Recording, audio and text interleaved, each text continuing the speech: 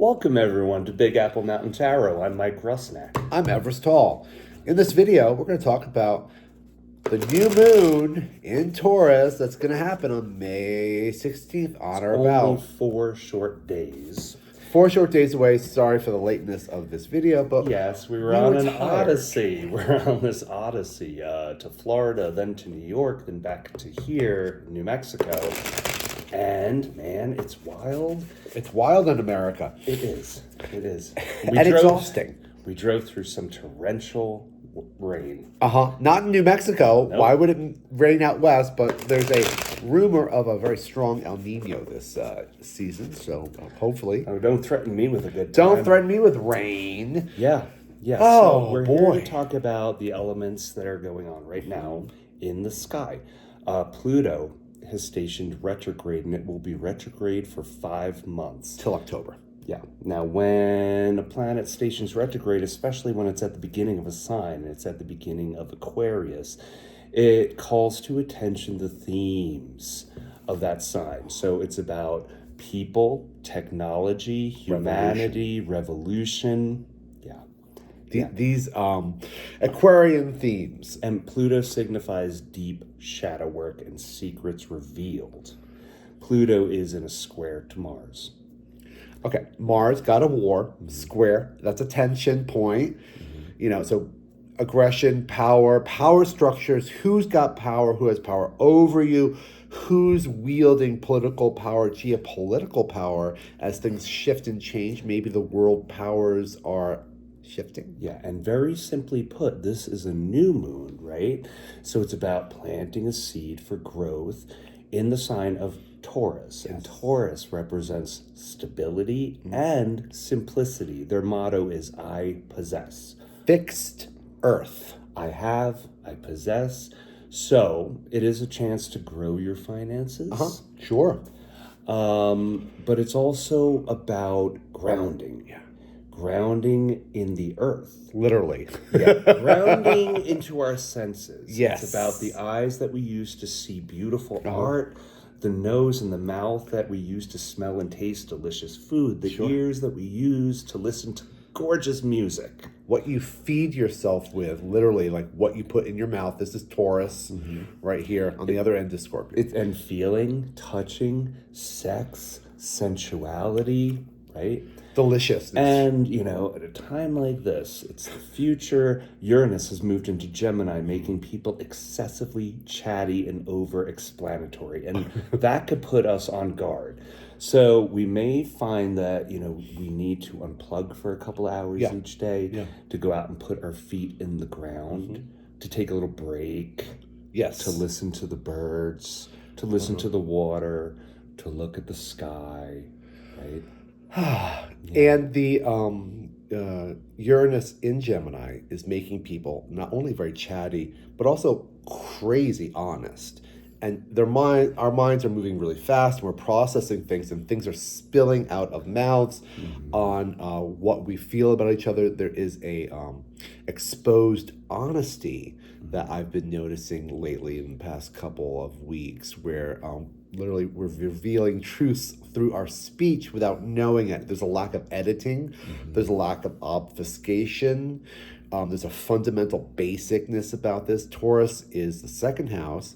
And if you imagine a child being nourished by its mother and getting the senses, and you're developing your taste and your value system on your taste and your personal taste. I had the pleasure of spending a couple hours with Mike's nephew, who is 4 years old. Chatty. Chatty. Like this. He's super chatty, but he was very definitive in how a foot is drawn. Fully formed. Fully formed. And he has rules, and this is his world, and this is the parameters, and that's how you draw a foot, and this is how you draw hair. And that's how not to draw feet. Yes. This version of feet threatens my version of feet. So this is what I have and what I am. It was amazing. It was really interesting. We were drawing together, and I drew little boots. No. Not accepted. Not acceptable. And that's kind of Taurus. Taurus is it understands the world according to its values, and there's a parameter of it, and it's very fixed, and it's stable and trustworthy. And at its core, you can really trust the Taurus. You can trust that they will work at their value system, and they have a fixed, formed, solid foundation of what they like, what they don't like, preferences that are according to their values. Like your mom's a Taurus, and she loves chocolate. You know, It's quite simple. very simple. She just loves chocolate. She's just so simple. You know, it's just like, I am what I am. I am what I am. I am, but I have. Yeah. This is what I have. I possess. And it's our values. Yes. And what are we? Yeah. So it's about beauty, simplicity. Sun and the moon will be at 26 degrees of Taurus. Right there, we have Mercury at 28 degrees of Taurus. And also, sun and the moon are conjunct exact Algol. Ooh, scary. Yeah. So, Algol, right, Everest? Yes, Algol's got a reputation. About beheadings, losing your head. So this could be an intense time where we might lose our minds a little bit. A little bit. And we're just saying this to urge you towards simplicity and grounding. Mercury is conjunct. Mercury is our minds. Our minds. And Algol's there. It's a new moon in Taurus, fixed values, mental values. Algol is not just the evil demon star. Algol in Egyptian mythology was related to the eyes of Horus. The right eye is the sun, the left eye is the moon. The right eye is a benefit. So when you see this, the medallions, the amulets of the eye of Horus, it protects against evil. The left eye being lunar, you know, it's kind of chaos and things that happen at night. Algol is a binary star, and so it kind of goes between a brightness and a dimness. And dim, and the dim was more negative, right? Ding, ding. And the bright was more positive. But so we are being asked to alchemize our shadow self, right? Whatever that means bravery, to you. Use courage when dealing with bureaucratic systems that are in place to protect themselves. And there's almost this overprotection lately, right, of bureaucratic systems. We made a transfer the other day and immediately got a call from fraud protection. And the woman was so good at explaining why she was doing it, but she was so chatty that it put us on guard. We were like, oh my God, it kind of betrayed the notion of fraud protection because she was a little defensive on why she was asking me all these questions on this wire transfer. And you know, it was kind of entertaining to me that she was so exposing the narrative of the fraud. Like, we're here to protect you, sir, and we are definitely not looking over your shoulder and watching what you're doing. However, we are noticing this and this and this, and it's like... But we did call you, and we know all your information. We're talking to you about all your information. So it was a very interesting conversation. And it's the kind of thing where, you know, it could have brought up feelings of, like, paranoia and, like, you know, if you feel like you're doing something wrong, you're just trying to follow the rules and the law. Yeah, like childish feelings of, like, you know, paranoia and guilt, and like I did something wrong just by talking to a fraud detection agent. There we go. Thank you very much. I'm fully allergic. My palate is very inflamed. Excuse my speech today. So there's this, you know, exposing the narrative. Things are really honest. The president the other day said something about personal economies of the people of America and how he wasn't interested. Doesn't even care about. You know, that was an exposed truth where he probably didn't mean to say, I don't care about you and how expensive your life is and how obscene things are. I got other stuff to do. You know, it's like exposed, and it could make people feel awful and like, you know, like there's swords in our heart. But you got to face that fear and be like, okay, this is real. This is reality. He doesn't care. Okay, what do we do next? How do we approach this? He has his foot in his mouth. It doesn't matter. You know, it's like, okay, these are just the facts and how he operates, and we are crazy to try to get into his head to understand what he meant. No. And no. We're looking to transform ourselves. And related to that, there is a square between Venus and Neptune. Neptune is dreams, fantasies, Inspirations. Venus, harmonizing, love. Venus rules Taurus. And this is going to give us some realistic expectations. Keep your expectations realistic on what you can achieve and what the world can do. And in the days after the new moon, Yep. Venus will slowly be trining Mars. Yes. Right? So that's adding fuel in our tank to create beauty. Yeah. To imagine new art. That's nice. New music. Yeah. Yeah. So it's dramatic, but it's not negative, you know. It's only as dramatic as our minds think it is. There you go. And we're going for simplicity. And the Pluto power planet Pluto is trining this new moon. So there is a support from the underworld.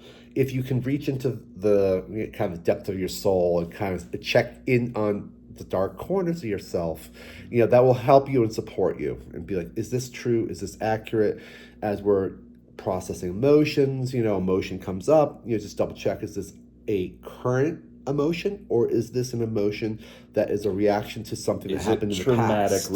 Traumatic recall. Yeah. You know, our emotions, like our minds, they betray us sometimes. We're only human. You know, we just try and do our best day to day, and a freak out can happen. Sometimes a little tiny thing can just set us off.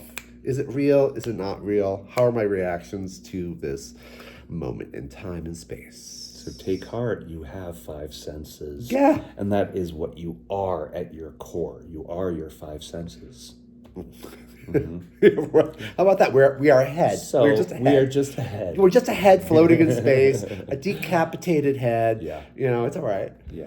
So we'll go around to each sign, talk about which position the moon falls in for these signs with a card pull, as usual. We'll start with Aries. Aries and Aries moon and Aries rising. This energy is in your 2nd house because it's Taurus. Your 2nd house. Money. So this is about better finances and re-upping your quality of life, your assets, your talent. A new confidence. Confidence. 2nd house is self-confidence. Yes. Yeah. Because you understand your values and what you actually like, what your flavors you are. Who am I in this year? Yeah. And when Mike's mom says, I like chocolate, she's confident and has a self-confidence in the pleasure she gets from the chocolate. She's like, I like chocolate. Come at me. Come at me. Yeah. What? Yeah. Pluto is in the 11th house for Aries. Yeah, so this is indicating goals for the future through your friends, through your networks. Yes, and Venus is about to square Neptune. So that's inspiring beauty and love. What card do we have for Aries, Everest? Okay. There you go. That's some 2nd house energy right there. Here we go. That's a Taurus energy for you. All right. Slow and steady wins the race. This is the King of Pentacles. He's not a very fast energy. He is resplendent in his garden, in his throne of gardenhood. Everything's just kind of growing on him. As you know, it takes a little bit of time for plants to grow. He's just sitting there. He's the king of his own values. He's the king of money. The king of paperwork. Paperwork takes time. Yes, it does. The king of earth. Yeah. Earth, energy, earthly time. It takes its toll on us. Fully invested in his ego. Yeah, I was just about to say that. Yeah, he is. He's the whole world is an ego. It's not a bad thing that it's an ego, but he sees it as a reflection of his own personal values. The world is a reflection of his personal values. Support from your friends and your networks will shore up your values and your finances. Lean on your friends for financial advice. And it's futurism, so look for new friends, new connections, right? Yeah, new. Taurus and Taurus rising. The introduction was for you. It's your 1st house. This is about your life path. Yeah, simply put. Pluto is in your 10th house. Yes. So that may indicate a new job. A new social status. Perhaps you get a divorce. Perhaps you have a new job. Perhaps you get married. Yeah. If you're married, perhaps you have children. But it's about a reinvention of how you see yourself in the world. The whole world, a new career, This a is the new new path, chapter for new you. you. Yeah. 3 of Pentacles. All right, There's me expansive. and my partner, and then the child that we create. Yeah. And how we value them and how we listen to them. Everybody's working together and they're building something. These are supportive people. You know, they all have equal knowledge, the And it's priest and the mason and the architect. Quite Plutonian. Quite Plutonian. It's happening in the dark. It's happening in the dark. Now, when you're establishing yourself in your kind of first house, 10th house, you know, things have to kind of do a little work in the darkness. Kind of, then you kind of make the appearance, you know. You get your packet from HR. You're starting new work, paperwork. You're wrapping up old paperwork. Yeah, exactly. You're right, Mike. This is the packet from HR. You know, there's that training week where you get the packet of HR and you got to do all the training on the computers to get yourself ready and get all the tools to succeed. Tools for success. This is very good for you, Taurus. For Gemini and Gemini rising, this is in your 12th house. So this is all about shadow work, secrets. Pluto is in your 9th house. So that's faith, travel, learning, teaching, understanding what your toxic patterns have been, what does not serve you anymore. Doing things that are soothing to your spirit, though. 12th house is not just dreams and addictions and theater. It's also your historical ancestral baggage. You know, your ideas about scarcity or abundance that you've held in the past. Ancestors. It's literally ancestors. This is a real witchy one for you, Gemini. And you get the Sword of Truth. Perhaps something that has been chasing you ancestrally through generations all of a sudden becomes really clear. It's like, whoa, I got it. I don't need to hold this baggage anymore. I have a new belief system in my spirituality. And I don't need to deal with this, that, or the other anymore. I'm supported by higher learning, and now I understand my subconscious. This is like a real psychological depth into... And now I'm going to take what I learned and teach other people. Yeah. It's like real Jungian kind of magic, you know, my belief systems, my higher knowledge. It's kind of working in my subconscious, my dreams, my ancestors. I'm going to drop this old garbage luggage of what doesn't serve me anymore. Now it seems true. And it's a seed, you know, it's a new moon. It's Taurus. It's literally like, you know, planting a seed in the garden and bing, bing, bing. See that? The sword is literally piercing the crown. Algol. Algol, there's a new idea coming into your head here, coming from above, you know, a godly message about... I'm taking these old ideas out, cutting it off, putting it over here, doing something brand new and futuristic. New image. For Cancer and Cancer rising, this energy is in your 11th house, and this is kind of helpful because it's sextiling the moon. Pluto is it's trining the moon in your 8th house position. So this is about goals, friends, the future, and transforming through others' economies. Inheritances also. There could be an inheritance that comes in on this new moon that is related to, you know, toxicity. There could be a processing of what this inheritance, this other money, other people's money comes in. Could be unearthing some deep psychology and shadow work that you have. Yeah. And all of a sudden, you know, here's a new idea. I got to let go of a value system that isn't making any sense to me right now. This juggler, this 2 of Pentacles, when you're juggling, if you were ever able to do that, I could never do it. I could juggle plastic bags. Because they're really slow. Yeah, they're really slow.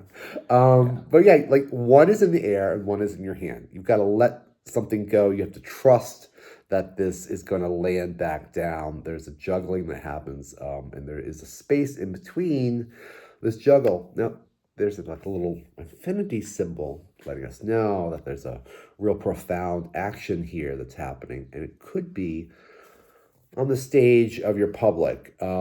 Eighth house, 11th house. 11th house Yeah, is new people, new networks. new networks, new public actions, new goals, new friendships. New technology, Sure. right? It's here. Yeah. It's here. We can't deny that there's new technology, that the AI is taken over everything. And I feel like one of the things we learned on our trip, Mike, is that there's a collapse happening within our old technology systems that literally date back to last year. They're not lining last up. century. Well, yeah, but just what was happening, like the programs from last year aren't lining up with the new AI This is systems. new attention on what technology is doing to the planet, Right. Uranus and Gemini. Lots of new ideas. But then we have to think, how do we feed these data centers that are full of nothing? Yeah. We're driving through the south, there's torrential rain falling on us, and we're like, well, can't this water be used for data centers? Why Why does not? it have to be pumped out of the ground? Why do the poor people in the neighborhoods by the data centers have no They have water? no water pressure. Why have right. they have no water? Things have got to get worked up. One has got to go up. One has got to go down. I digress. Cancer, a value juggle between your friendships, your goals, and also the way you work with other people in finances. And the psychology that you operate and toxicity. within. Yeah. Okay. For Leo rising, a little more difficult for us because this is tense energy. This is fixed energy. In your 10th house. So it's about better quality of life through your career, right? Through your job. If you don't have a job, maybe it's time to get a job. It's something to do that's new for yourself. The way people see you publicly. Yeah, and this is trine into Pluto in your 7th house. 7th house represents legal issues. Relationships. Karma. Yeah. Help in an upgrade with your social status and empowerment through others. Yeah, so Pluto in the 7th house, this power planet, it's in retrograde now. So we're kind of reviewing the relationships and the karma and the law. It's a review of the literal law of your life and how it affects your public face. You are going into a new territory. Dear warrior. Courage, says the lion. Courage, says the lion. And there's a pause. Don't run into it. You got to pause, just kind of wait, kind of rear up. You have to have all your senses tuned in for the maximum amount of information coming to us. Correct. That's your smell, your ears, your mouth. Do I smell a fire? Do I see an enemy? Yeah. What are the potential caveats, the pitfalls? What could happen? Am I charging into quicksand? Am I charging into quicksand? Yeah. Is there a fire? Literally, this is a good analogy. Is there a fire in my neighborhood, but the smoke is yellow? Is it a toxic smoke? Should I really run? Or can I rush in and help? What kind of fire is it? Take a minute, pause as this idea is coming. It's a new energy about you in your 10th house, your career, how you're seeing yourself publicly, also your social status, perhaps. There's a marriage happening in the future. Wouldn't that be nice? Wouldn't that be lovely? But you got to pause. You got to pause and make sure it's the right time and all the paperwork is. And all the steps are set up for you and you're taking the next right action. Yeah. For Virgo and Virgo rising, this energy is a little easier for you because you trine to Taurus and trine into the moon in your 9th house. So this is about your mindset, your faith, your teaching, your travel. Higher learning, too. Yes, higher learning. And this is trine into Pluto in your 6th house. So it's about mindset of abundance, health, service. Your pets, the people that work for you. So we have 9th house, which is like belief systems. It's the arrow that shoots through the sky. It's a very helpful energy for you, but you get this kind of disconcerting card. It's not that bad. This is the worst fear for Virgo, needing to ask for help. Right? Needing to ask for help, knowing you can't do everything yourself. You can't do everything by yourself. Here we have 2 travelers who are in trouble. They are wet They're cold. It's snowing. They're outside of the church. One has crutches. It looks really tough. Why are they there and what's going on? They could go into the church and they could ask for shelter. Do you have faith in yourself that you know when you need the help? Now, fives in the tarot relate to the Hierophant, which is Taurus. It has to do with lessons. Senses, yeah. It has to do with lessons on what is tried and true. If you're kind of on your values and, what are my values and what do I believe in? Like, what do I actually believe in? And sometimes we need to do the tough way, just to kind of push through. Knowing that it's going to be easier on the other side of the mountain. Yeah. Perhaps these people don't want to go into the church because they want to do something that is beyond the church. They understand that there is support within this building, but no, it's not what I value. I value the struggle, the long road, and that builds character. The character building road, if that makes any sense, through tough money ideas. Inching on the earth. Inching on the earth. Like a snail. Yeah. Not buying a new Louis Vuitton suitcase, but maybe, buying some soup. Mm-hmm. Or a knockoff. Yeah. Libra rising. This energy is in your 8th house, so this represents life and death and rebirth and psychology and fears and breakthroughs and shadow work. Yeah, sex and death. Sex, death, sex, poop. Rebirth. The Pluto moon is trining Pluto in the 5th house, which is joy, creativity, children. So you get you get one end of the spectrum: death, rebirth, fears, darkness, coupled with play, joy, creation, the joy from doing something that's just the childhood joy. And you also get a terrifying card, but we're falling. Yay! Yeah. It's broken. Yeah. Go with love. Go with play. Go with hobbies. Right. Go with intimacy. Okay. Just quickly about the tower. It's a scary card, but it's not so scary. This is a collapse of something that needed to fall. For a glass menagerie. Oh my God! When that unicorn breaks and she loses her mind, it's like, what was going to happen? It was going to happen. It was built of crystal. Right? It was built of crystal. We saw it happening. For something new to happen, something old has to end. This is the ending of something old that has been so tired, so boring, so predictable, and was obviously built on sand. This tower could not last. It was built improperly. It was just the wrong way of doing things. We've all been there where we've just been pushing at something which we kind of suspected hanging on to that old foundation wasn't going to work, but for whatever reason we just felt like it needed to kind of be pushed out, and then it collapses. So this is that real drama. This is like that real drama in the 8th house, that Scorpio drama of like boom, and it happens in an instant. When lightning strikes, it happens in an instant. Disaster can happen in a total instant. But with the 5th house being supported by Pluto, this kind of review of power on what we enjoy and what we succeed at and the pleasures of life, the pleasure of simplicity and childlike curiosity. So now this might seem like a very dramatic new moon, and things are kind of really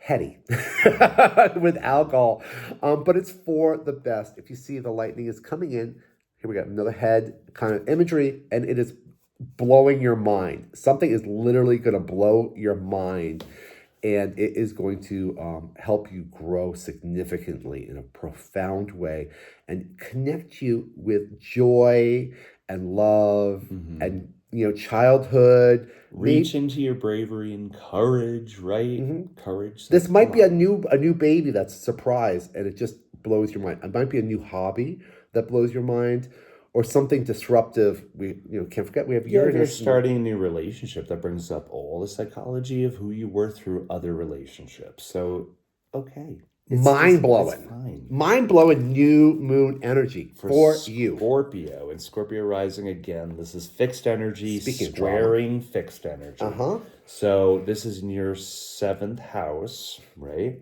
How are your relationships? Pluto's in the 4th house. Yeah, Pluto is in the 4th house, right? Legal matters, partners, less reactive, more responsive, right? Having the courage to transform your home, your love. Yeah.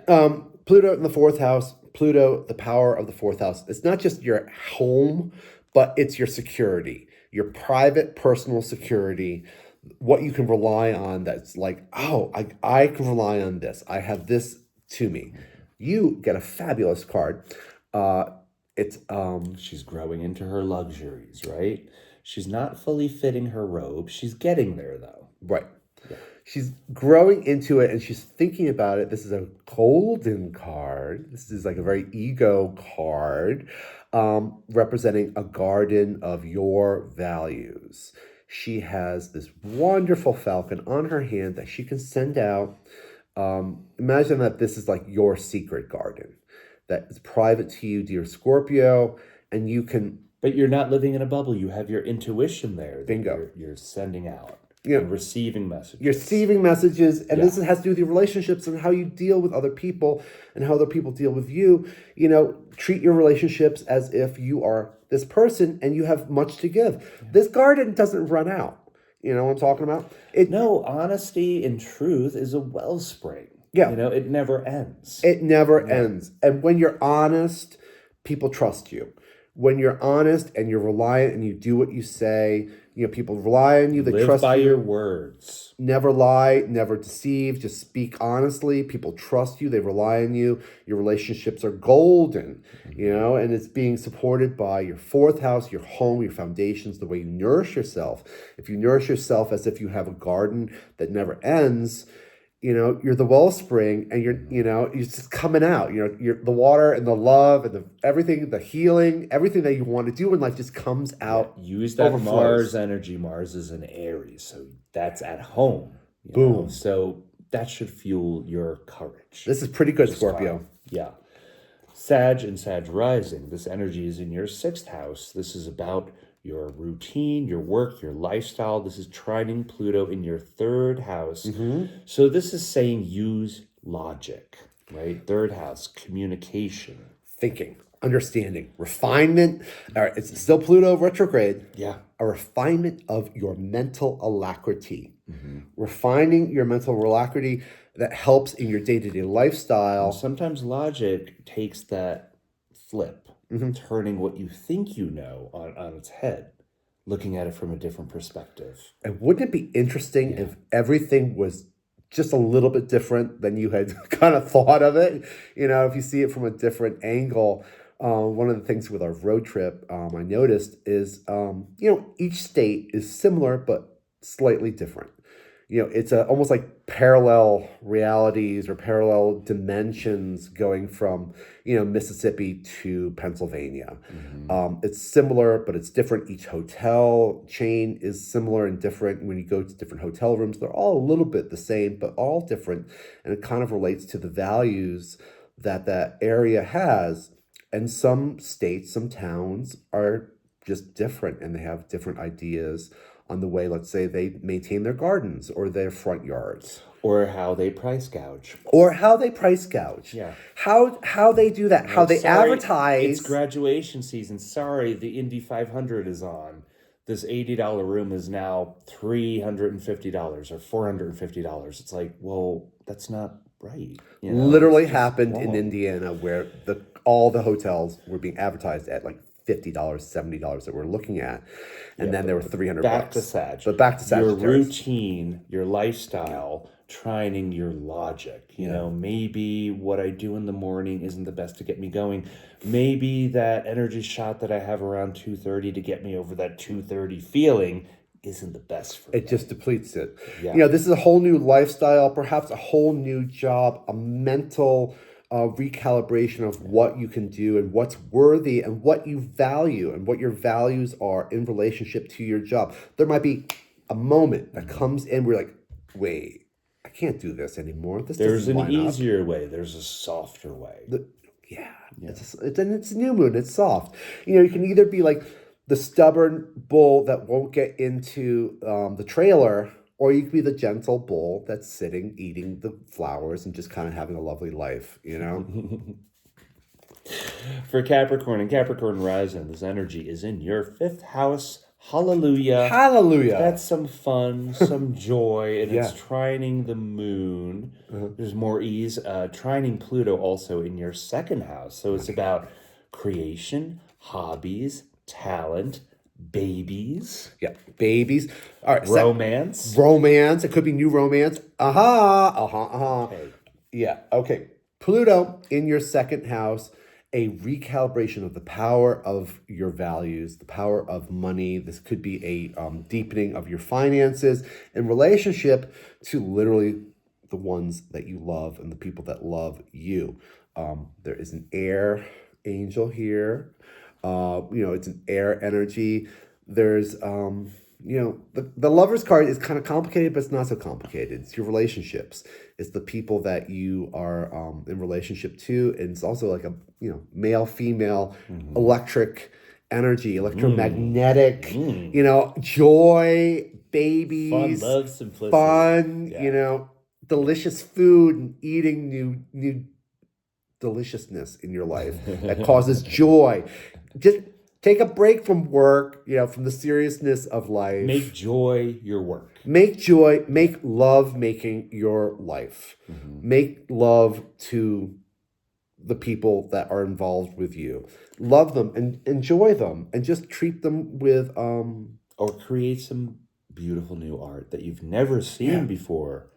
That No. you're surprised No. that you could create. completely surprising. This is a wonderful, wonderful card for you. You might meet somebody, you might meet somebody who changes your life in this new moon. Yeah, not a friend, not a lover, but just a person. A person. Right. Yeah. Sometimes this card has to do with the people that we meet in our lives that influence us, that change us, that help us grow. This person who Yeah, a might short influence you. interaction can have the greatest impact on us. And this might not be somebody who is physically alive on Earth right now. It could be a book.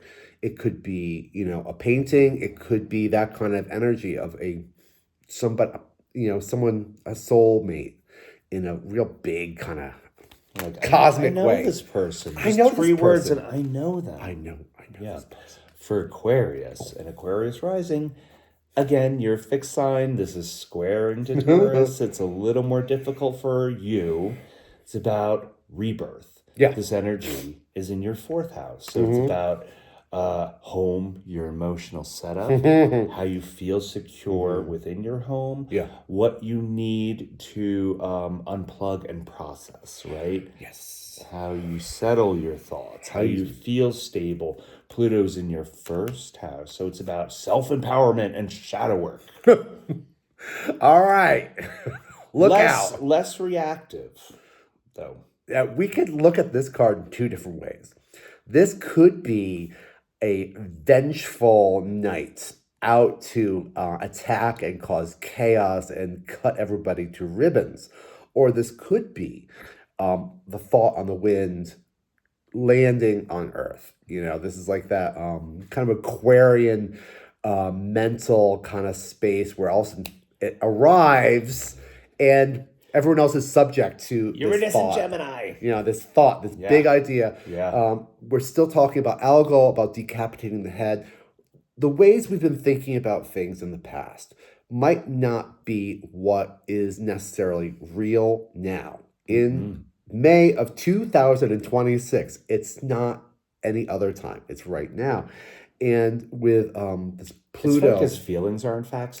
Thoughts are also not facts. No, facts are facts. Facts are facts. Facts are facts. And if we are this night and we're coming from the past, we're coming from ideas and feelings that aren't accurate to this present tense, this horse isn't going to land right. This horse can land and it can break its leg, and this poor little knight will just fall off the horse. There's this speed and there's this action that needs to be addressed on this energy here, because we're talking about our fourth house, which is a calm place. Our fourth house is where our soul lives and where we mommy each other and we mommy ourselves.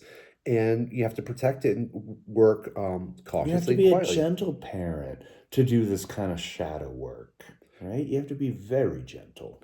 So this guy, he might be an inward of like cutting out the shadows and the darkness and cutting all that old nonsense to ribbons, not affecting the world like that, but cutting out all that BS in ourself. I am born anew today. I am born anew today. For Pisces and Pisces rising, this energy is in your third house, and this is sextiling the moon. This is new thinking, new communication, new learning. And Pluto is in your 12th house, so it's about understanding, empowerment, blind spots, addictions. Those behaviors that drag you down. This is a huge upgrade. A huge upgrade to your logical thinking and to your understanding of your subconscious. And look at this. Wow. It could be about short trips, swift travel, or communication. King of Swords. Okay. So swords are thoughts, swords are air, swords are legal matters, swords are truth. There is the sword of truth within this king's hand. His throne goes all the way to heaven.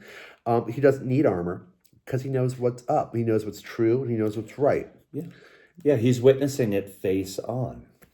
And so here's this massive upgrade to you on what is true and what is real and what is sustaining you in your logical mind. It's a, kind of a stoop, profound stoop knowledge. But your siblings. Yeah, your siblings too. And your neighbors. And at times, every once in a while, you'll bump into a neighbor and you'll have a conversation with them. Each person is its own state of being, and we're all different, like the states of America. Alaska and Rhode Island, they're different, but they're the same. So your neighbor could have something that relates to a conversation where it's like, oh, that's a different way of seeing it, and now I understand completely what this is. It's like a local, profound knowledge that's supporting you deeply. It's real helpful and wonderful to understand each other. New, fresh way of thinking and communicating. Yeah. And with your siblings too, our brothers and sisters, not just like out of the womb, but our brothers and sisters on earth. How are we, the same and different? Yeah. And how are we caring for one another, right? Yeah. How are you caring for one another? How are you caring for yourself? And what are your values? And what do you stand for in May 2026? Yeah. This time is overly chatty. So just remember, unplug, go out, ground, take a rest. Maybe make it a routine so that the rest is part of your day. Yeah. Perhaps don't start the day with the computer, with your phone, with phone calls, frantic energy. Relax into the day. Take it as it is. Make sure that all of your senses are engaged. Yes. Right? All five. All five of them. Smell, ears, eyes, taste, touch. We love you. Thank you so much. Love you. Bye-bye.